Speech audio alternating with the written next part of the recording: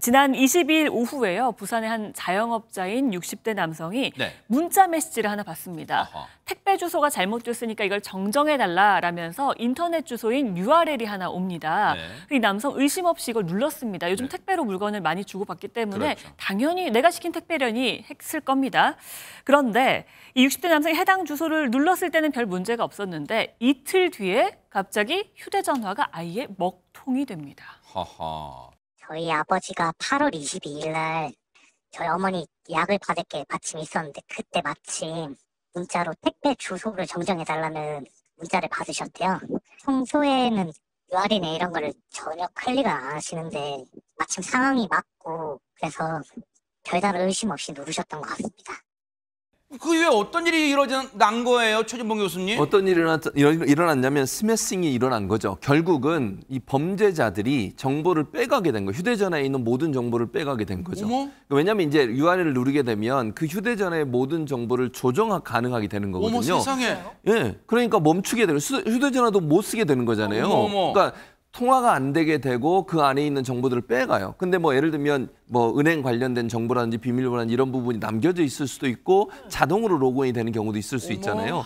그러다 보니까 이 사람들이 어떻게 알게 되면 이 60대 남성이 문자 속에 링크를 클릭하고 이제 전화가 안 됐잖아요, 목통이. 그 다음 날 아침에 은행에서 전화가 온 거예요. 뭐라고요? 뭐라고 전화 왔냐면 이상하게 지금 손님의, 그러니까 고객님의 계좌에서 돈이 계속 비정상적으로 빠져나가고 있습니다라고 연락이 온 거예요.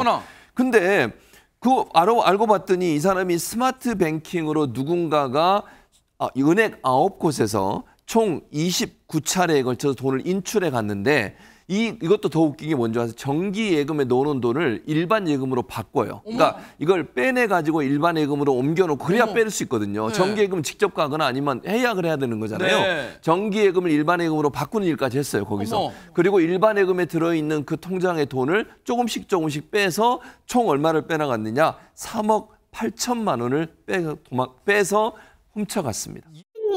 정기예금 해놓은 게 돈이 다 빠졌는데 어떻게 된 사실입니까? 이러고 전화가 왔는 거라. 우리 그런 사실 없다. 그래서 우리가 깜짝 놀랐거든요. 그러니까 먹통을 시켜놔야 모르니까. 그래서 은행 시간 끝나고 나서부터 계속 돈이 빠져나가는 거라. 우리 전화기가 인출금 하면은 여기 뜨잖아요.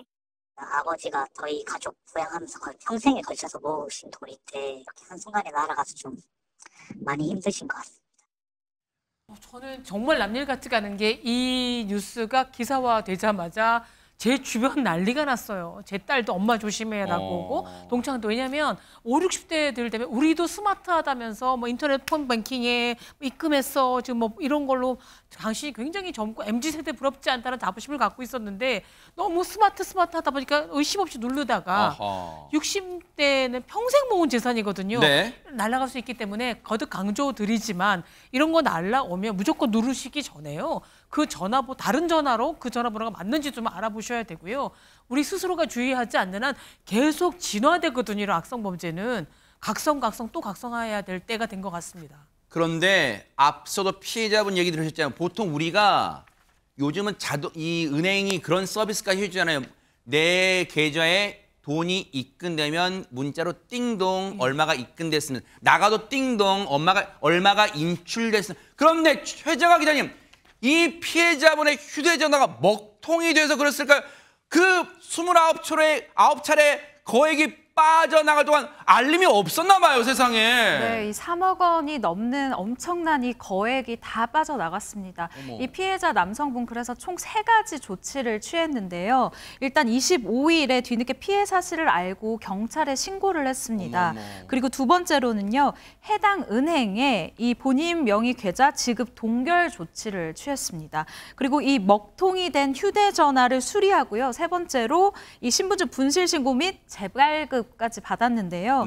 이 스미싱범, 이 범인이죠. 이 나쁜 사람이 최근 오픈뱅킹 서비스를 통해서 요즘 정말 하나의 앱으로 내가 가지고 있는 모든 은행들이 이 계좌의 출금이라던가 뭐 이체라던가 이런 게 다 가능해진 세상이잖아요. 아마도 이것을 노리고 모든 은행에 있는 돈을 다 빼간 게 아닌가라고 추측이 되고 있습니다. 지금 3억 8천만 원 빠져나간 거 경찰의 도움으로 이거 찾을 수 있을까? 이게 제일 관심일 것 같아요. 어떻습니까? 이 부분. 일단 통신사기 방지법에 따르면 보이스피싱, 스미싱이 발생했을 때는 피해자가 자신의 계좌 은행에 지급 정지를 신청할 수 있고 그 사유가 합당하다면 은행은 지급 정지를 하게 됩니다. 이미 돈이 상당 부분 빠져나간 상황으로 보이는데 이 신청을 접수한 은행은 일부 피해금이 송금된 계좌 은행에 역시 지급 정지를 요청하여야 하고 그 사유가 합당하다면 그 상대방 계좌의 은행도 지급 정지를 하여야 합니다.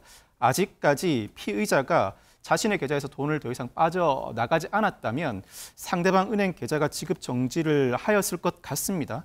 일반 사기에 없는 특유한 제도인데 이 보이스피싱이나 스미싱은 모르는 사람 간에 순식간에 돈을 가져나가는 특성이 있어서 이와 같은 제도를 별도로 마련해 두고 있습니다만 이미 다 가져갔다면 수사를 통해서 피해자를 잡지 못하는 한 돈을 돌려받기는 어렵다고 할 수 있습니다. 세상에.